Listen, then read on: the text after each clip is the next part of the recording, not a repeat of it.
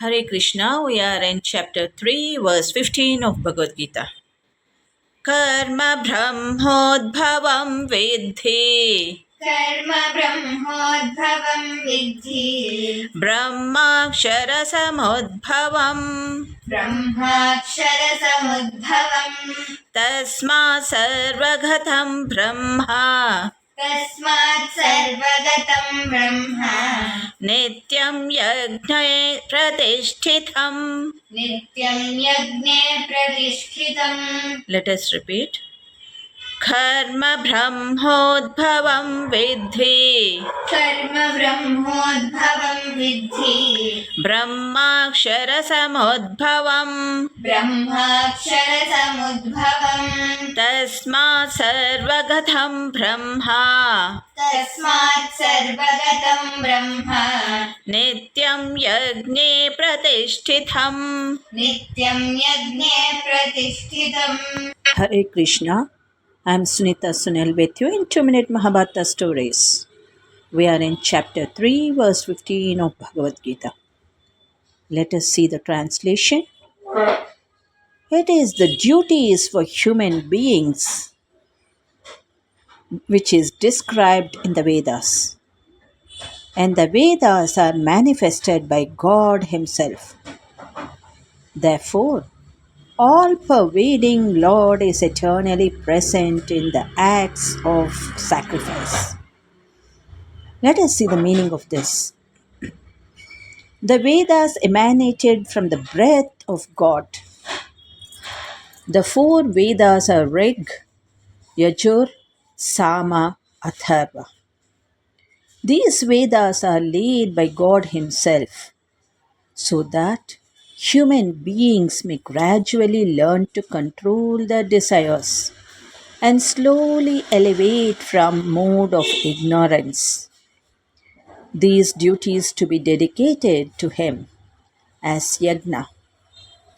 The Tantra Sara states Yagna to be the Supreme Divine Lord Himself. In Bhagavatam, Sri Krishna declares to Uddhav, that is, son of Vasudeva, that God is eternally present in the act of sacrifice. Let us see the moral for this. Do your duty with proper consciousness. Vedas are guidance. The fire sacrifice is liked by Devas where we go through them to elevate by leaving our desires. This is purification of mind and egos. It's a process to elevate. So God is not different from the yagna. In the Bhagavad Gita sloka, we tell a mantra while offering food to God.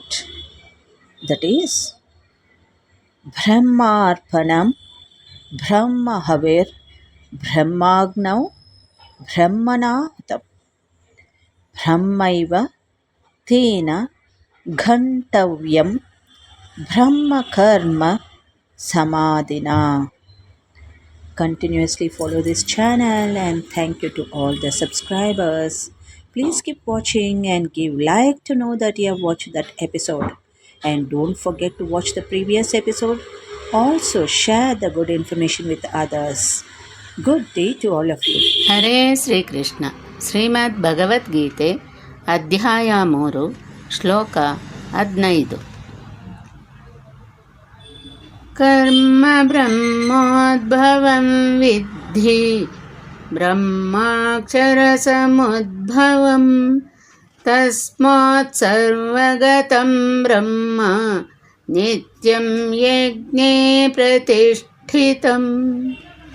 ಈ ಶ್ಲೋಕದ ಭಾವಾರ್ಥ: ಆ ಕರ್ಮವು ವೇದದಿಂದ ಹುಟ್ಟಿದುದೆಂದು ತಿಳಿ.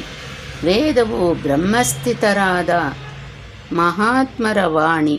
ಯಾವ ತತ್ವವು ವಿದಿತವಾಗಿಲ್ಲವೋ ಅದರ ಅನುಭೂತಿಯೇ ವೇದ.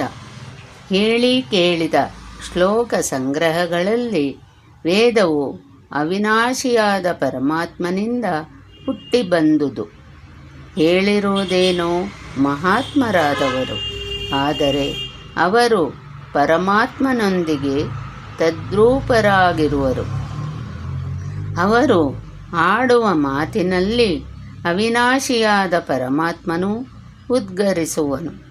ಆದ್ದರಿಂದ ವೇದವು ಆ ಪೌರುಷೇಯವೆನಿಸದೆ ಮಹಾತ್ಮರಿಗೆ ವೇದವು ಹೇಗೆ ಪ್ರಾಪ್ತವಾಯಿತು?